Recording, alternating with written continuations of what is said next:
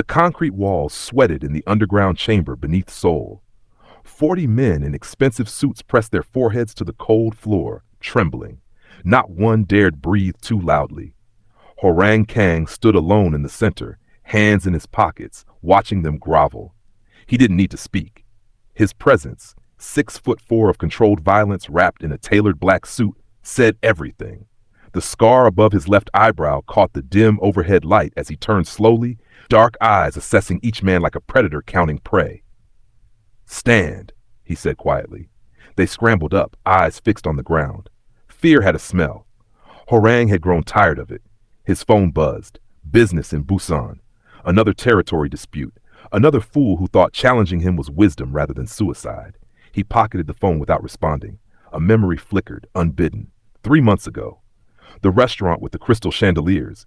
Her name was Ji-won, a corporate lawyer who'd seemed fearless across the candlelit table. They'd laughed. She touched his hand. Then his phone rang. His lieutenant's voice, "Boss, the Yakuza envoy is here." He'd watched her face change as he gave orders, cold, precise instructions about territorial negotiations. When he'd hung up and reached for her hand again, her chair was already scraping backward. You're him?" She'd grabbed her purse, hands shaking. "I can't. I'm sorry, I can't." She'd run, high heels clicking frantically across marble. The waiter had kept his eyes down, pretending not to notice. Before her, there was Minjung. After 3 dates, she'd searched his name. The next morning, she'd blocked his number. And before her, Sujin, who'd literally sprinted from his car when one of his men had called him Daehyung. Big Brother, the title of respect given to Mafia bosses. Horang climbed the stairs from the underground meeting, his men following at a respectful distance. The Seoul night air hit his face. Somewhere in this city of 10 million people, he was the most feared man. Somewhere in this city, he was completely alone. His driver opened the door to the black Mercedes. "The jet is ready, sir. Jeju Island." Horang nodded. He needed distance from this life, even if just for a weekend. The private jet waited on the tarmac, sleek and silent. As it lifted into the night sky, Horang stared out at the city lights below. A kingdom he ruled but could never truly belong to. 2 hours later, Jeju Island's coast materialized below. Volcanic rock meeting turquoise water. The resort stretched along pristine beach, exclusive and isolated. Perfect. He stepped onto the sand that evening as the sun painted the sky orange and gold. Music drifted from the beachside bar. Couples walked hand in hand. Families laughed. Then he saw her. She stood alone at the water's edge, barefoot, white dress moving in the ocean breeze. Her skin was rich dark brown, radiant against the white fabric. Natural black curls cascaded down her back, lifting gently in the wind. She was looking out at the horizon, peaceful, lost in thought. Something in Horang's chest shifted. He'd had 3 rules since becoming the devil of Seoul. Never show weakness, never trust easily, never fall in love. But when she turned and their eyes met across the sand, all 3 rules shattered like glass. If you're enjoying this story, hit that like button and subscribe. Drop a comment letting me know where you're watching from. Trust me, you won't want to miss what happens next, because this woman does something no one else has ever dared to do. Mia Collins had come to Jeju Island to forget. 5 years. That's how long it had been since she'd let herself feel anything beyond surface-level pleasantness. 5 years since she trusted a man's smile or believed in promises whispered in the dark. Her colleagues back in Seoul thought she was confident, successful, untouchable. They didn't know she'd built that armor piece by piece, scar by scar. This vacation was supposed to be healing, solo travel, self-discovery. All the things the self-help books promised would make her whole again. She'd spent the morning exploring volcanic caves and the afternoon reading by the pool. Now, standing at the water's edge as sunset approached, she felt something she hadn't experienced in years. Peace. "That color looks incredible on you." The voice was deep, accented with Korean formality softened by English fluency. Mia turned. The man standing 10 feet away held 2 glasses of wine, one extended toward her. He was imposing, tall, much taller than her 5'6", with shoulders that suggested either rigorous gym dedication or something more dangerous. His black hair was perfectly styled, sharp jawline clean-shaven, but it was his eyes that caught her. Dark, intense, yet somehow uncertain. like a man who commanded rooms but didn't know how to ask for what he truly wanted. Thank you, Mia said, accepting the glass. Their fingers brushed. Electricity. I'm staying at the resort, he said. I saw you earlier by the pool. You were reading. Toni Morrison? Beloved. Rereading, actually. Mia sipped the wine. Expensive, complex. You know her work? I know loneliness, he said quietly, and Morrison writes it better than anyone. They talked as the sun melted into the ocean. He asked about her life in Korea. She was a marketing consultant for a tech firm. She asked about his. He was vague, mentioning family business and import-export, which Mia recognized as code for either extreme wealth or something questionable. Possibly both. Women see the monster before they see the man, he said suddenly, staring into his wineglass. They'd moved to a table on the beach, candles flickering between them. Mia studied him. His walls were fortress thick, but she recognized them. She'd built the same ones. I see a man who's tired of being feared, she said softly. His eyes snapped to hers, surprised. Vulnerable. For a moment the imposing presence disappeared, and she saw someone achingly lonely. Dinner became drinks. Drinks became walking along the moonlit shore. Walking became him taking her hand, asking quietly, would you like to continue this somewhere more private? In his suite, penthouse level, ocean view, absurdly luxurious, they didn't rush. He poured more wine, put on music, something jazzy and old, asked about her dreams, her fears, what brought her to Korea from America. I was running away, Mia admitted, wine warming her blood, from a past that kept defining my present. I understand that, he said, moving closer on the couch. More than you know.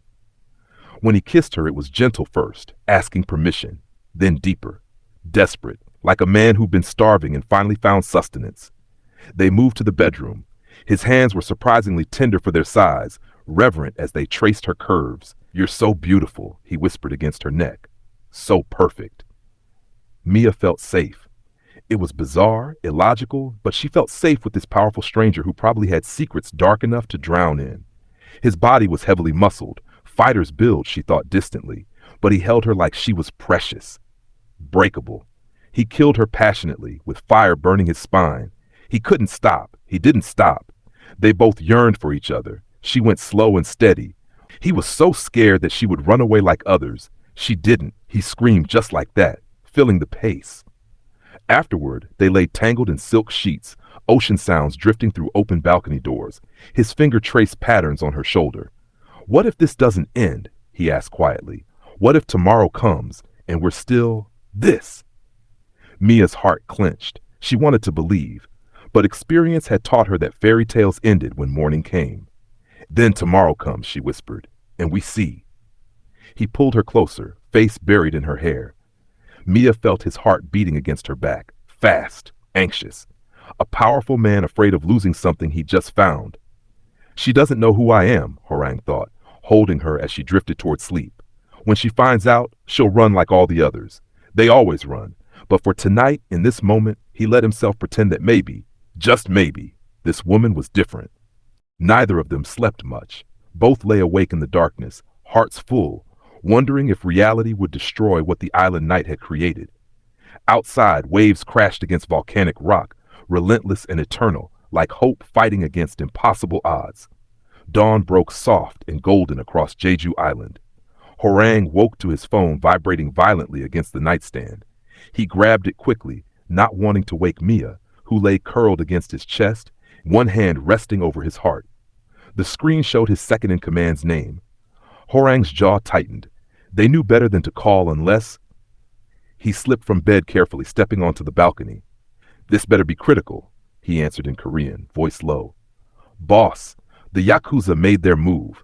They hit our warehouse in Incheon 3 hours ago, burned everything, left 2 of our men in the hospital. His lieutenant's voice was tight with controlled fury. Tanaka is demanding a meeting, tonight. If you don't show, they're calling it weakness. They're saying you've gone soft. Horang's knuckles whitened around the phone. Through the glass door, he could see Mia's sleeping form, peaceful and trusting. The morning light caught in her curls, made her skin glow warm and perfect. I'll be there in 4 hours, he said. Boss, they want blood for this. Real response. I said I'll be there. He ended the call and stood frozen, watching her breathe. Every instinct screamed at him to wake her, explain, ask her to wait. But explain what? That he was the head of the Korean Mafia? That men bowed or bled in his presence? That the gentle hands that had held her last night had broken bones and ended lives? No. She'd run. They always ran. Horang moved silently through the suite, dressing in the black suit his driver had prepared. He found hotel stationery, expensive paper with embossed edges. His hand hesitated over it before he began writing. Last night was the first time I felt truly alive in years. I want this forever. Please call my number. Let me prove this is real. He placed his black card beside it, the private one. Only 5 people in the world had access to that number. Then he looked at her one last time, memorizing the curve of her shoulder, the peaceful expression on her face. I'll come back, he whispered. Please don't run. The door clicked shut behind him. Mia woke to silence. She reached across the bed, empty, cold. Her heart lurched. She sat up, pulling the sheet around herself, eyes scanning the suite. Hello? Nothing. Then she saw the note, the card. Her hands shook as she read his words. The black card felt heavy, expensive, exclusive, just like Daniel's had been. No.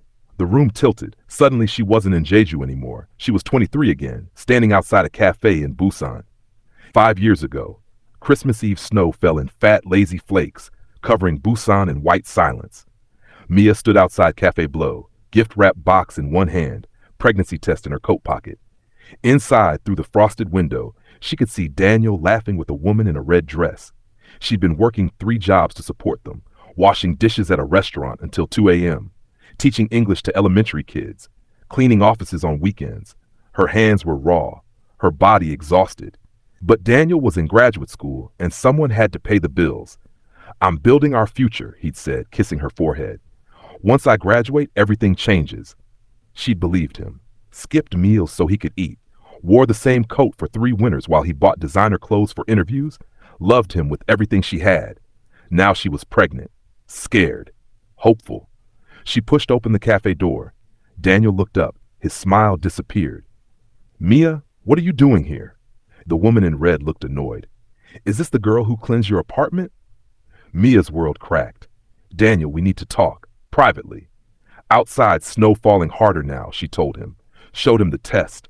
Waited for joy, surprise, anything human. He laughed. You think I want this? Want you? His handsome face twisted cruel.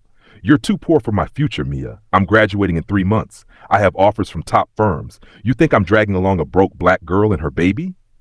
Our baby, she whispered. Daniel, I love you. We can get rid of it. His voice was ice. I never want to see you again. She tried to explain, begged. He'd walked away. 3 days later, drunk, he'd shown up at her apartment. She'd hoped he'd changed his mind. Instead, he'd screamed that she tried to trap him. His fist connected with her stomach. Once, twice. She'd lost the baby in the hospital, alone, while he disappeared.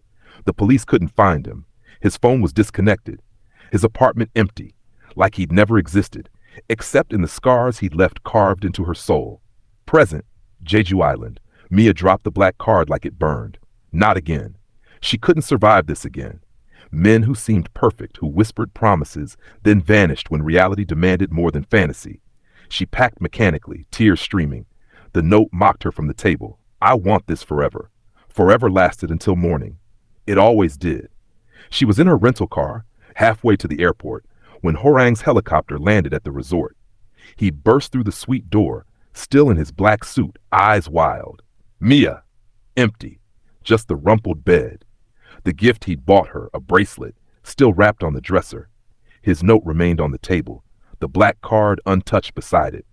Horang, who commanded armies, who'd built an empire through blood and will, who'd never begged for anything, dropped to his knees in the empty room. For the first time in 15 years, the devil of Seoul broke. 3 months later, Seoul's winter was brutal, but Mia barely noticed.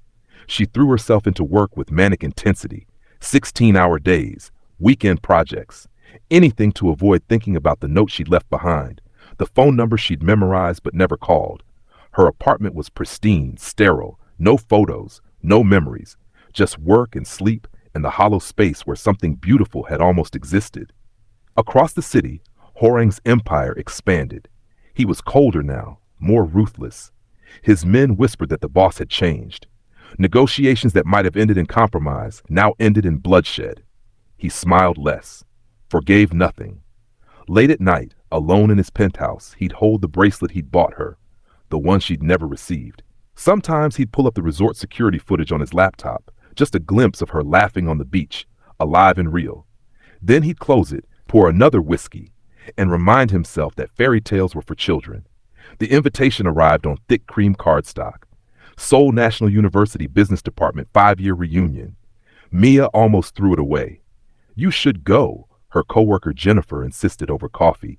Show them how successful you've become. You're managing the Park Industries account now. You're thriving. Mia wasn't thriving. She was surviving. But maybe Jennifer was right. Maybe facing the past would finally let her bury it. The reunion was at the Paradise Hotel, all marble columns and crystal chandeliers. Mia wore an emerald green dress that had cost a month's salary, fitted, elegant, powerful. Her hair was styled sleek and straight, diamond earrings borrowed from Jennifer, war paint and armor combined. She walked through the doors chin high, shoulders back. Mia? Oh my God, Mia Collins. Former classmates swarmed her. They'd ignored her 5 years ago when she'd been the scholarship student working multiple jobs. Now they wanted selfies, wanted to hear about her career, wanted to be associated with her success. She smiled, laughed, played the part. Then she saw him. Daniel Wright walked through the entrance like he owned it. Expensive suit, confident smile. A beautiful Korean woman hung on his arm, designer dress, perfect makeup, the kind of polished elegance Mia could never quite achieve. Their eyes met across the room. His smile sharpened into something predatory. Well, Daniel approached, girlfriend in tow.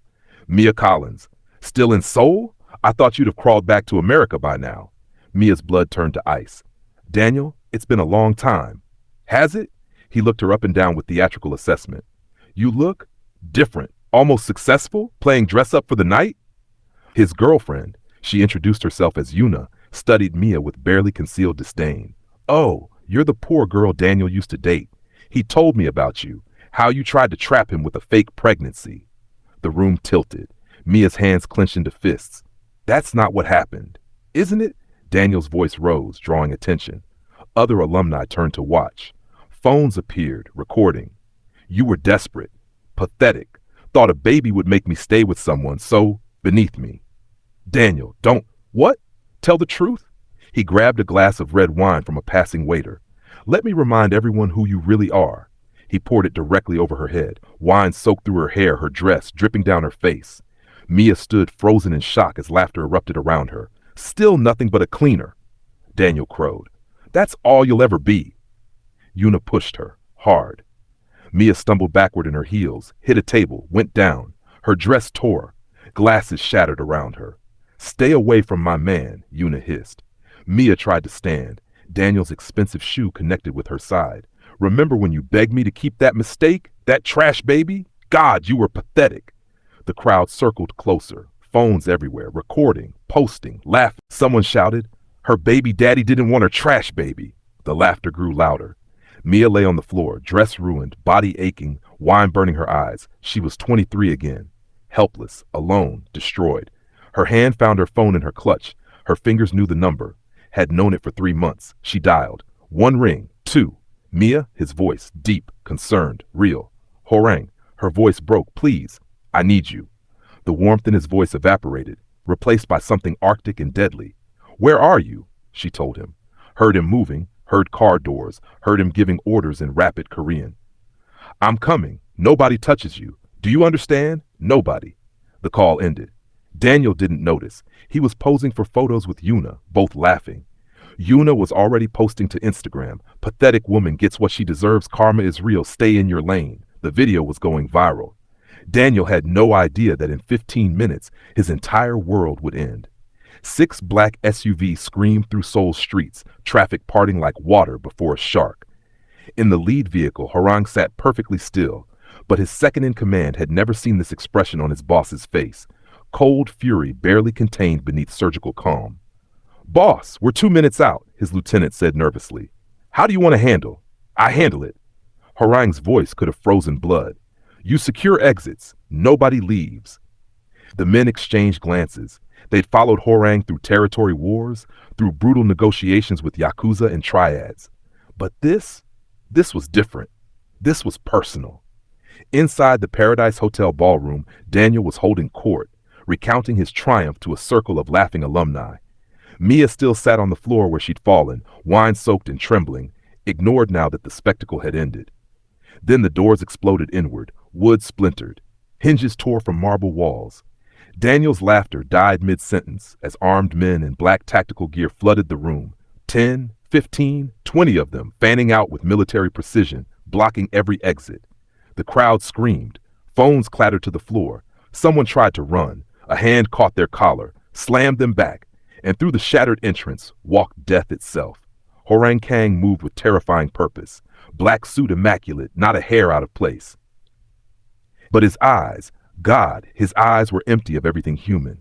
He scanned the frozen crowd until he found Mia on the floor. Something flickered across his face. Pain, rage, then nothing. That's Horang Kang, someone whispered, voice shaking. The devil of soul. The name rippled through the crowd like poison. Phones that had been recording seconds ago now dropped from nerveless fingers. People pressed back against walls, desperate to disappear. Oh God, another voice choked. We're dead. We're all dead. Daniel's face went gray. No, no, no, no. He turned to run. Two of Horang's men materialized in his path. Daniel crashed into them, bounced back. They didn't move, didn't even blink. Horang crossed the distance in 4 strides. His hand shot out, caught Daniel by the throat, and lifted him one-handed off the ground. Daniel's expensive shoes kicked uselessly at air. You touched what's mine, Horang said softly, conversationally, as if discussing weather. I didn't know. Daniel gasped, clawing at the iron grip crushing his windpipe. I didn't know she was yours. Please, I'm sorry. Horang's fist drove into Daniel's face with the force of a sledgehammer. Daniel flew backward, crashed through a buffet table in an explosion of crystal and china, and lay motionless in the wreckage, blood streaming from his shattered nose. The ballroom was silent, except for someone's quiet sobbing. Horang stepped over Daniel's body like it was trash and walked to Mia. His men parted before him, all of them bowing deeply as he passed. 40 men bent at the waist in perfect synchronization, showing absolute deference. Mia stared up at him, seeing him clearly for the first time. The power, the violence, the monster everyone had warned existed beneath the gentle man who'd held her in Jeju.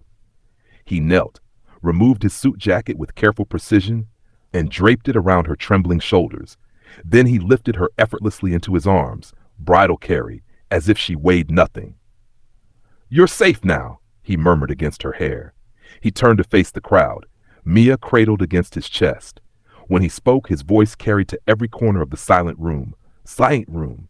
Delete nothing. Post everything. Let the world see what happens when you hurt her.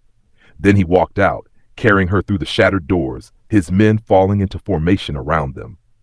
By the time they reached his car, the videos were already going viral.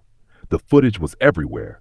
Horang's entrance, the explosion of violence, Daniel's broken body, the entire Korean mafia bowing as their boss carried a black woman in a ruined green dress like she was the most precious thing in existence.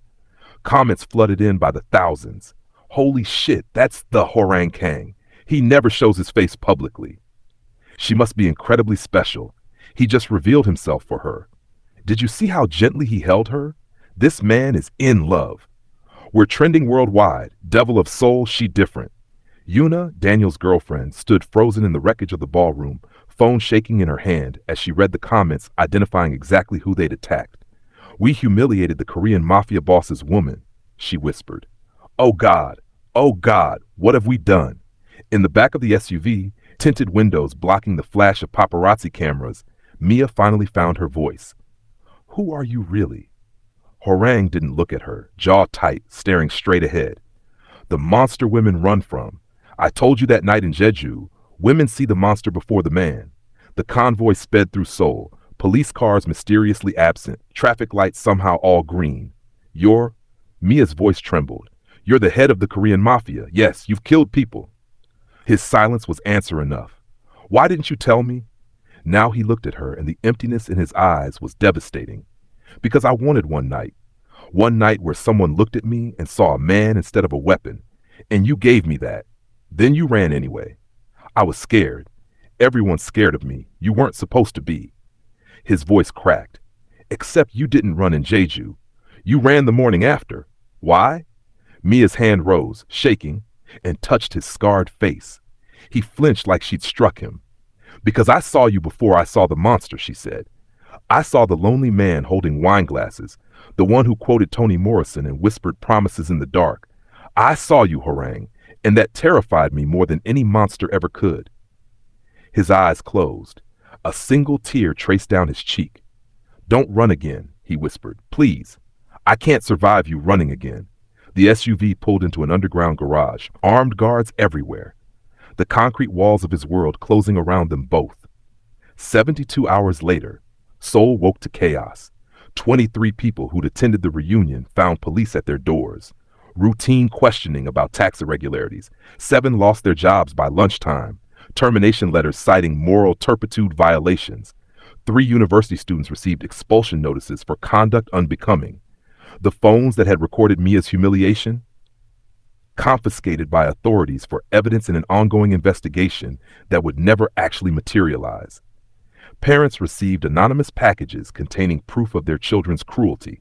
Screenshots, videos, time-stamped evidence that somehow made them complicit. Families fractured overnight. Nobody could prove anything, but everyone knew. Yuna, Daniel's girlfriend, vanished for 3 days. When police found her in a Busan hotel room, she was catatonic, eyes vacant, refusing to speak. No physical injuries, just broken. Whatever she'd seen wherever she'd been taken had shattered something essential inside her. The media never reported it. The story disappeared. Daniel's destruction was more public, more theatrical.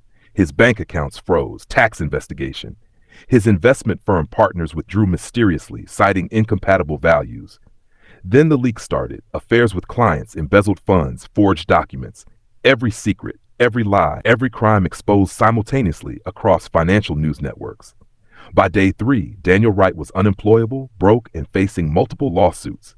His face was plastered across Korean business media as the symbol of corporate corruption. Harang's work was invisible but absolute.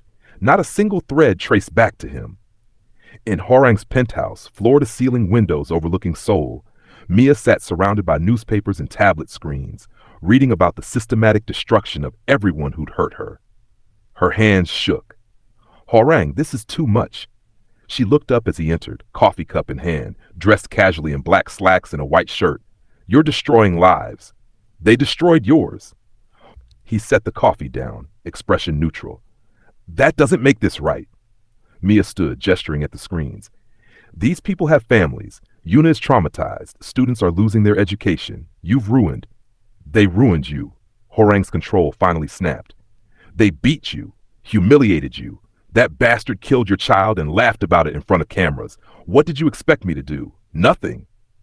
I expected you to be better than them. I've killed men for less than what he did to you. The words tore out of him, raw and furious. Men who disrespected me, who threatened my territory. Daniel Wright destroyed the woman I love, and you want me to let him walk away? Silence crashed down. Mia stared at him. There it is, the monster everyone warned me about. Horang's face went carefully blank. Yes, there it is. Violence is always your answer. Power, fear, control. Mia grabbed her jacket from the couch. I can't be with someone who solves everything by destroying people. Where are you going? Away. I need to think. She moved toward the door. I need to not be here. Harang didn't move to stop her, but his voice broke. I waited my whole life for someone who didn't run. Don't prove me wrong, Mia. Please. She paused, hand on the doorknob. You proved yourself wrong when you became exactly what they said you were. The door closed behind her with terrible finality. Harang stood motionless in his empty penthouse for 20 minutes. Then he walked to the bar, poured whiskey, and drank until his hands stopped shaking. His phone buzzed. His lieutenant. Boss, Daniel Wright sent a message. Says he has information about Miss Collins. Wants to meet tonight. Harang's laugh was hollow. It's obviously a trap. Want me to handle it? No. Harang set down the glass. Send me the location. Boss, if she's really leaving, then I'll give her one less reason to stay. Harang's voice was empty. Tell Daniel I'm coming alone. In a modest hotel across the city, Mia sat on the bed, mascara stained and heartbroken. She'd left him, done the right thing, chosen morality over love. So why did it feel like she just destroyed the only real thing she'd ever had? In his penthouse, Horang's right-hand man found him staring at the bracelet he'd bought in Jeju, the one she'd never received. Boss, every woman ran from you. Maybe she's right to. Horang closed his fist around the bracelet. Then I'll let her run. I won't be another man who hurts her. His phone buzzed again. Daniel's location. Horang stood, reached for his coat. Time to finish this. Boss, wait. But Horang was already gone, walking toward what might be his end, with nothing left to lose and no one left to save him. The tea house sat hidden in Bukchon Hanak village, traditional wooden architecture, tucked between modern Seoul steel and glass. Paper screens filtered afternoon light into soft gold. The air smelled of jasmine and old wood. Horang entered alone as promised. Daniel knelt across the low table, and the transformation was shocking. 3 days had aged him years. His expensive suit hung loose on a frame that had lost 20 pounds. Dark circles hollowed his eyes. His hands trembled as they rested on his thighs in the formal position. You came, Daniel whispered. Horang sat with fluid grace, accepting tea poured by an elderly woman who disappeared silently. He sipped, savoring the ritual, making Daniel wait. Please. Daniel's voice cracked. I'll do anything. I have nothing left. My career, my money, my reputation, everything's gone. Just, please, make it stop. Horang set down his cup with careful precision. Good. Now you know how Mia felt 5 years ago when you destroyed her. I know. Tears streamed down Daniel's face. I know what I did. He choked. I'm dying. Horang's expression didn't change. Stage 4 pancreatic cancer, Daniel continued, words tumbling out desperately. Diagnosed 6 months ago. That's why I came back to Korea, why I was at the reunion. Terminal. 6 months, maybe less. He looked up, searching Horang's face for, what? Sympathy? Understanding? I became the monster because I was scared, Daniel said. She loved me, really loved me, and I was terrified because I didn't deserve it. So I destroyed her before she could see what I really was. Horang's laugh was cold and empty. You think dying makes you tragic? Gives you some redemption arc? He leaned forward. You're not tragic, Daniel. You're just pathetic. Cancer didn't make you cruel.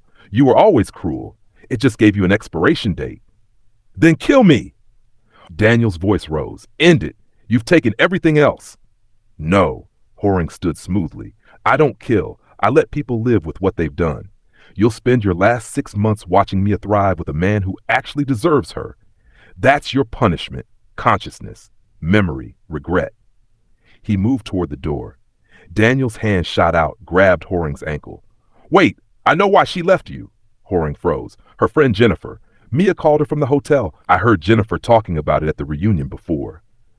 Daniel swallowed. She's scared of losing again. She told Jennifer she loves you but can't survive another betrayal. She'd rather run than risk you destroying her the way I did. The words hung in the air like smoke. She loves me? Horang's voice was barely audible. Completely. Terrifyingly. That's why she ran. Across Seoul, Mia sat on the floor of her old apartment, the one she'd kept but never really lived in after Daniel. She was packing, finally ready to let go of the past, when she found it. A small envelope, yellowed with age, tucked in the back of a drawer.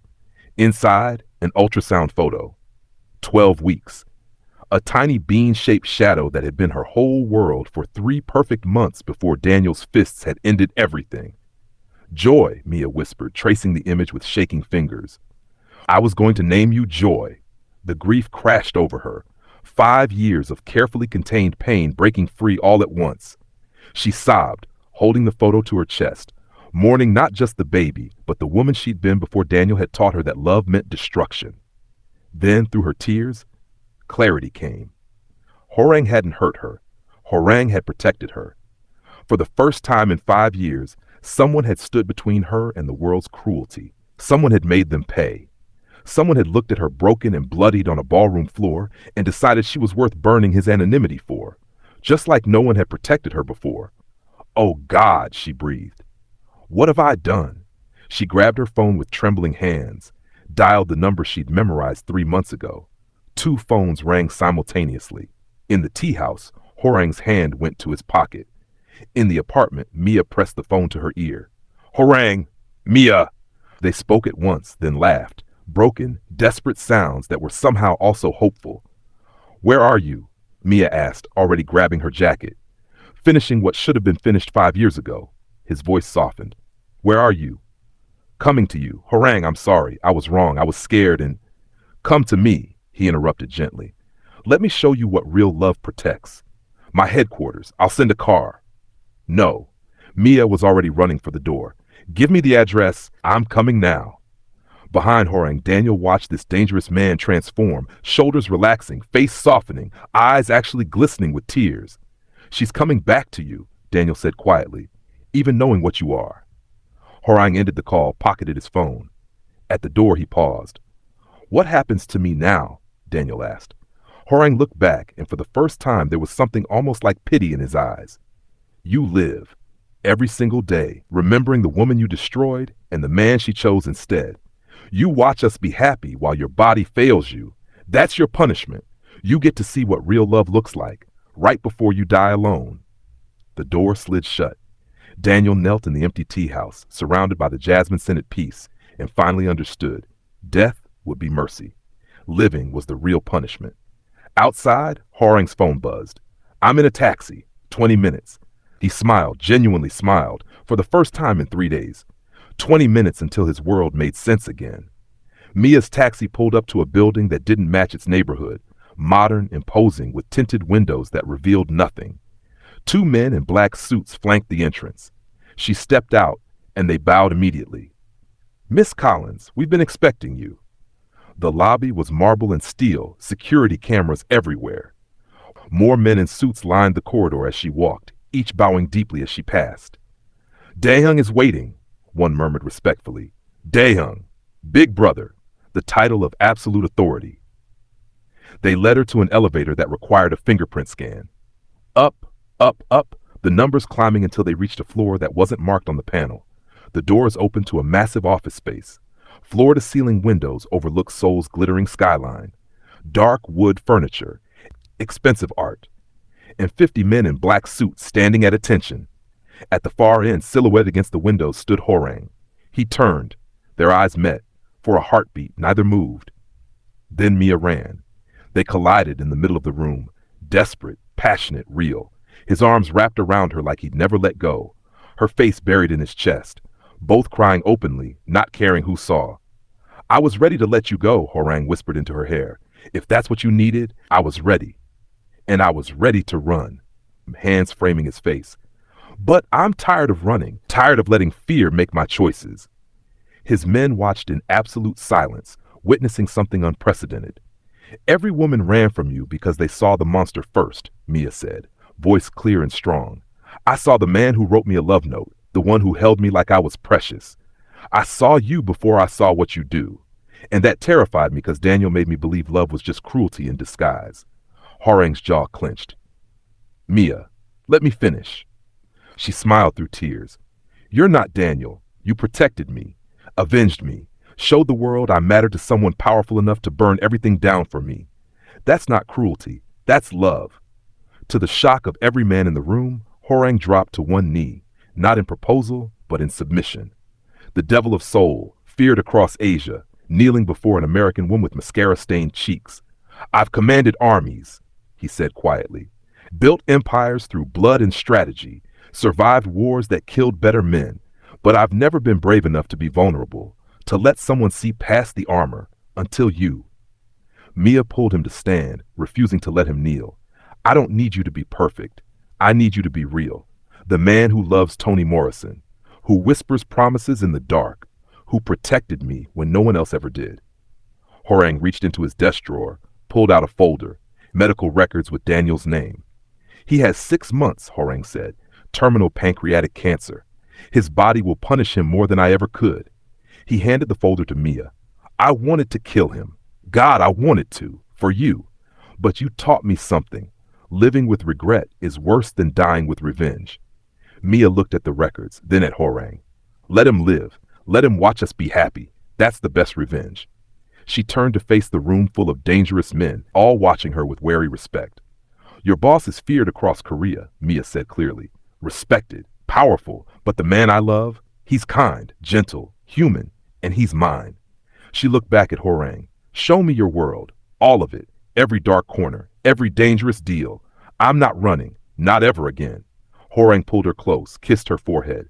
When he addressed his men, his voice carried absolute authority. This is Mia Collins. She stands with me. Anyone who disrespects her answers to me. Anyone who threatens her dies. Spread the word. 50 men bowed in perfect synchronization. Yes, Daehyung. As they straightened, one whispered to another, she's not just staying, she's standing beside him. The words rippled through the room like revelation. Horang and Mia stood together against the Seoul skyline, his arm around her waist, her head on his shoulder. Two broken people who'd found wholeness in each other. The devil of Seoul had finally found his salvation, and she'd found a man worth fighting her fear for.